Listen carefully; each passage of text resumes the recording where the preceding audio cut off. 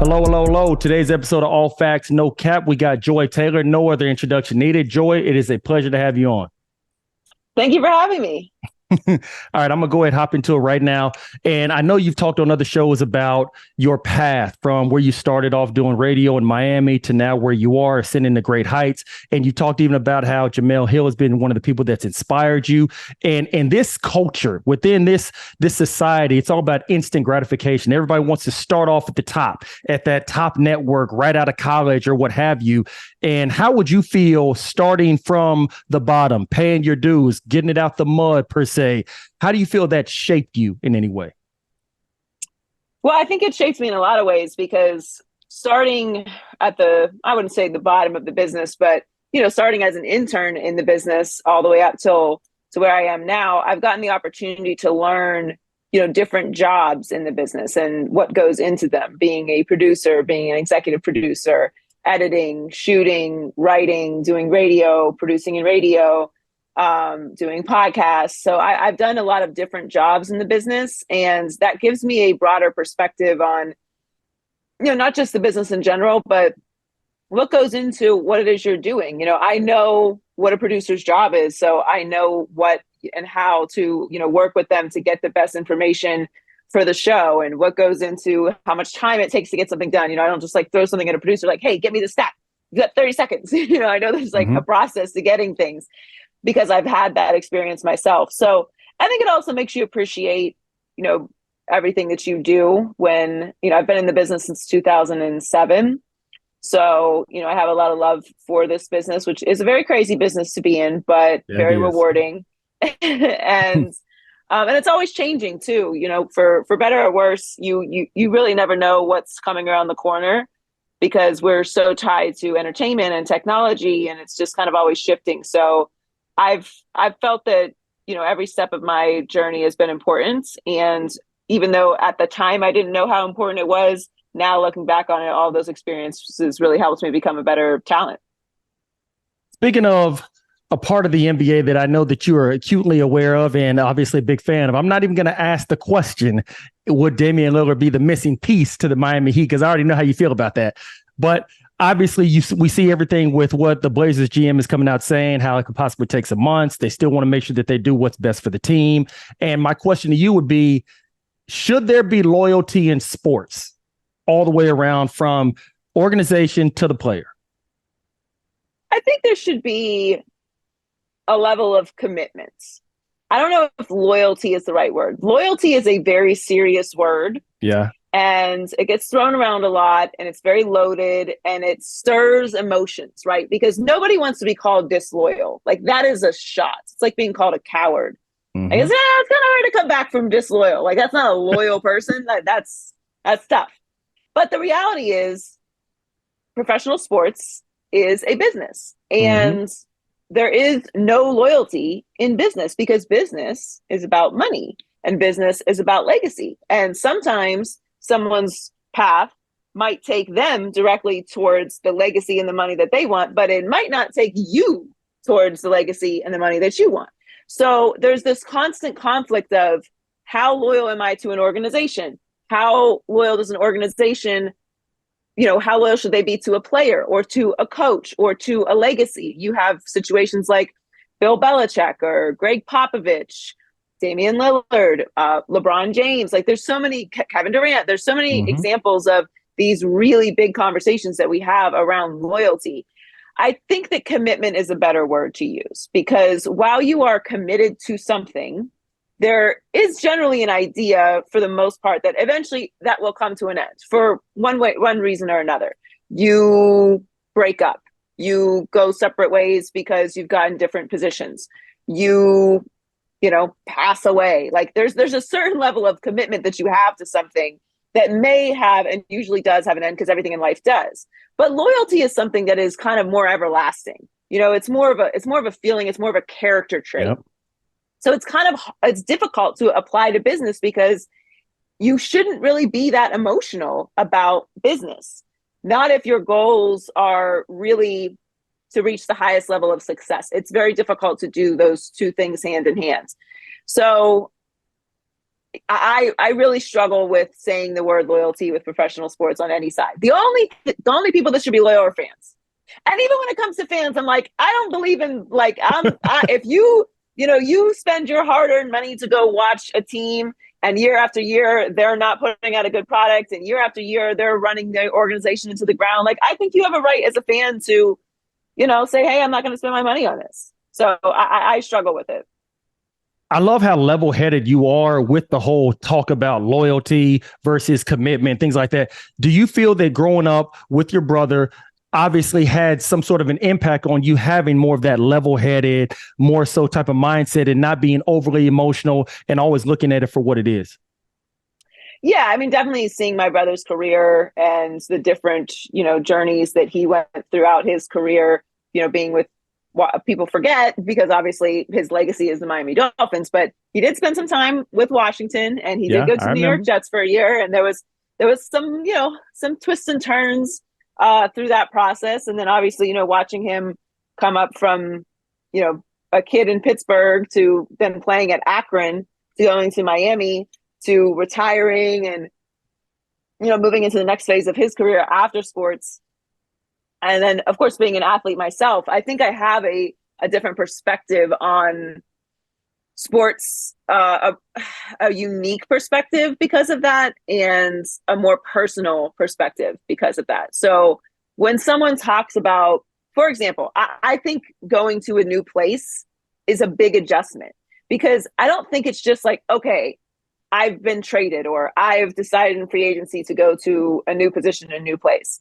We think it's all about just the plug and plays, X's and O's. Mm-hmm. But these are human beings. There's a whole lot of change that goes into that. When you're traded, even if you go in free agency, whenever you leave to a new organization, you're dealing with new equipment people, new cafeteria people, new drive into work. You got to find, new masseuses. You have to find new physical therapists. You have to maybe move your chef with you. Your family has to find a new place. Your kids are adjusting to a new school.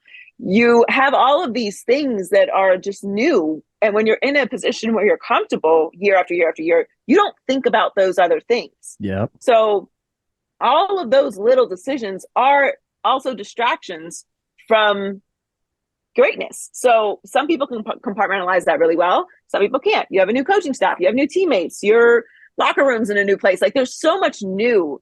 So it never surprises me when a player goes to a new place and doesn't have immediate success at the level that we expect them to, because they're human beings and they're also adjusting to a lot of new stuff. And that would make there's an adjustment period to all of that as well. With you being a former athlete and also now having nephews in the collegiate level, let's go ahead and keep it on football.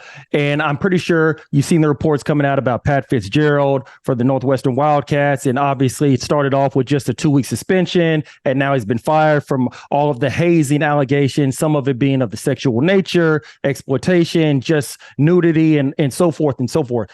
And after the investigation, there still has not been any evidence that he actually knew what was going on. Wink, wink.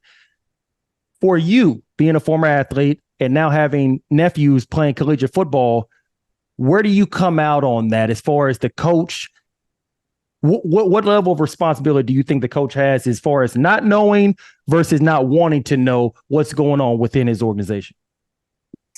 I think there's a level of organizational responsibility that you have, particularly at the collegiate level, to know what's going on in the locker room. And when you have a program for, an extended period of time, the grace for that, for me, kind of starts to decline. If you're new somewhere, you don't know all the nuances of the place, and you're still getting to meet the players, there's an adjustment period like I was just talking about. Maybe I can understand you not knowing what's going on, but this is your program. You are in the locker room. You can't have that type of separation to not know that those things are going on. And at the end of the day, somebody has to be responsible. It can't just be, oh, well, no one knew and no one's responsible. Like, Agreed. No, the people that did it, the people who were doing the actions are responsible, but you are also responsible for young men. You're also responsible for a program, for an organization. And because that is your responsibility and it is a big one, you have to know not everything. You can't always know everything, but you've played sports. Mm-hmm. I've played sports.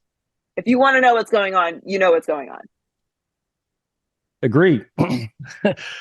Joy, one thing that I've always heard you mention it many times on TV, how you're like the petty queen, whether it's firing back at people on social media, what have you. So I know you saw everything come out last week with Keke Palmer at the Usher concert with her child's father and his tweet and everything like that.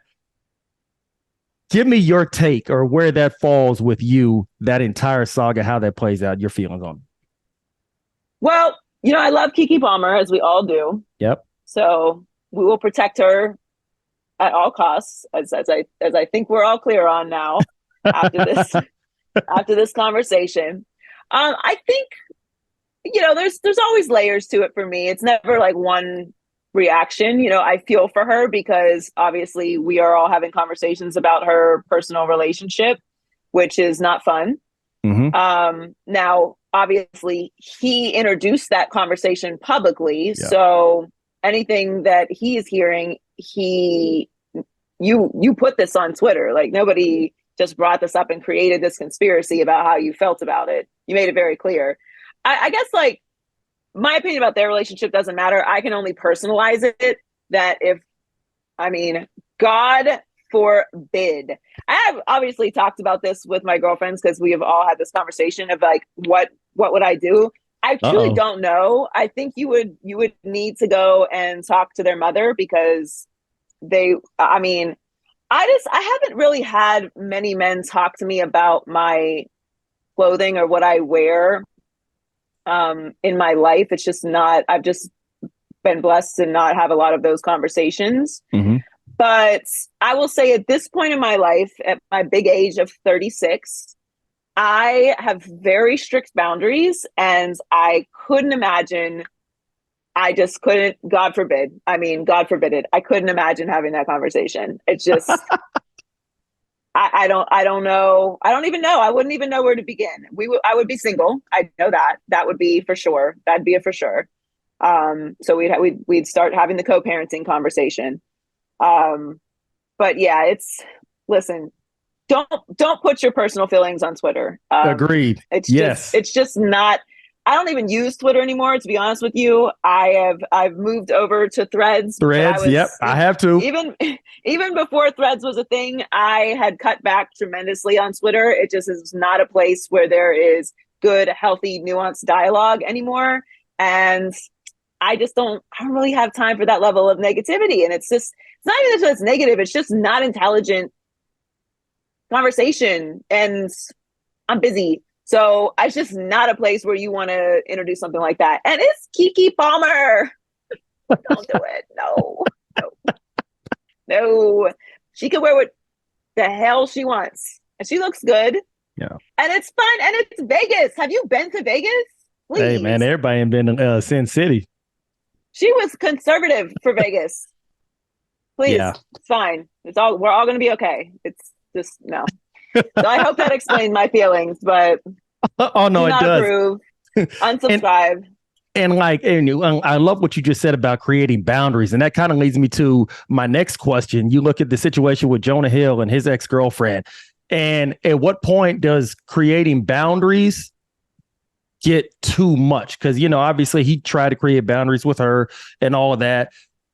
At what point is creating boundaries now too restrictive and it's too much?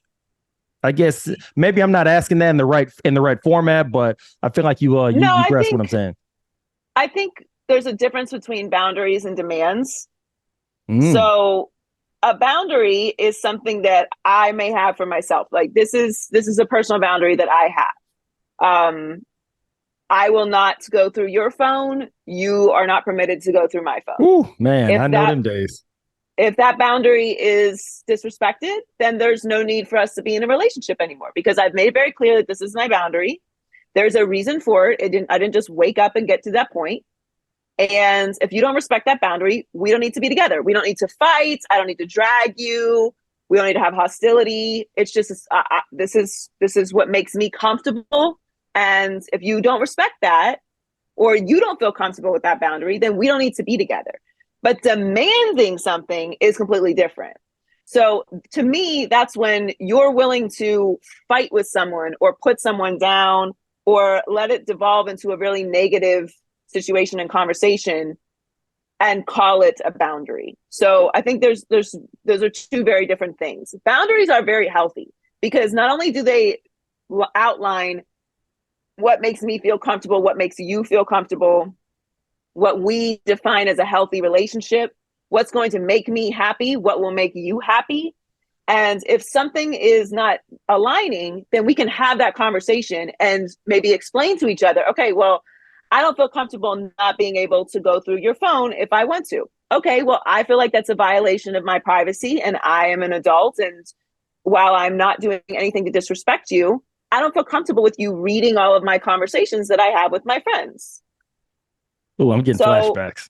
if you need that to feel healthy and safe in a relationship, I respect that. We just can't be together because I am not conceding that because that will not make me feel safe and comfortable. And I just think it's hard. Listen, I wasn't always having conversations like this. Like a lot of therapy and a lot of time and a lot of growing up. But to me, when you really want a healthy relationship that, you know, you have good open dialogue, sometimes you have to have uncomfortable conversations and they may not always end up with you guys staying together. Yeah. So to me, that's the difference between a boundary and something that's going too far. If you're demanding somebody respect your boundary, like you don't want to be with somebody who, you know, dresses a certain way.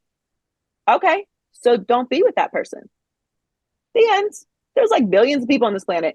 There's no reason for you to demand that someone caters to your boundary or your demands. And if they don't, then they're mistreating you. Like that's where it starts to get, the words are getting crossed. So that to me, that's how I look at those situations. And someone not, I mean, so I've had conversations with people who are like, oh, yeah, that's not a boundary I'm comfortable with. I don't want to live that way. Like, well, I fully respect that. I don't think that you're crazy or wrong. If that's what's going to make you happy or make you comfortable, I respect that. I'm just not doing it because I know that's not what I want. Straight like that. I love what you said about being a product of therapy, because that's something I believe, especially within society, it's not celebrated enough, because I myself have been to therapy and I'm a product of it. And that's something I think that we all need, especially for former athletes, even athletes while they're playing. That's something that I think that a lot of people can benefit from, making sure that your mental health is just as high as your physical health is. I'll go ahead and I got one more question for you. Justin Jefferson listed his top 5 quarterbacks, and Kirk Cousins, his quarterback, was nowhere to be mentioned in that top 5. Do you feel like Justin Jefferson, just for the morality of the team and just the camaraderie, do you feel like he could have just thrown, Kirk Cousins' name in there just a little bit? Or do you think that he's well within his right to give his opinion? It just so happened to be recorded on video. Where? I didn't see this. Where was this? This is about a day ago. Somebody asked him to list his top 5 quarterbacks. I think he mentioned Josh Allen, Pat Mahomes, Aaron Rodgers, Jalen Hurts, and Joe Burrow. And there was no mention of Kirk Cousins in it. And it's already, going viral, or people have seen it and are talking about it. So I just want to get your take on. He's not wrong. I mean, he's not. That's what I'm saying. He's not wrong. But just for the type of interaction in the locker room coming up in training camp, I think you gotta lie. I think we would all respect if you just, even if you threw Kirk at 2, if you did Pat at 1 and put Kirk at 2 and then went down, we'd all understand. We're not gonna be like, wow, how edgy. You know what I mean? It's your quarterback. But yeah, that's something. It's interesting. I did not see that. Oh yeah, it happened. I think either yesterday or the day before, something like that. But yeah, I've been going back and forth about it. You got to show your quarterback some love. But he's not lying, so I respect that he's not lying. He ain't lying.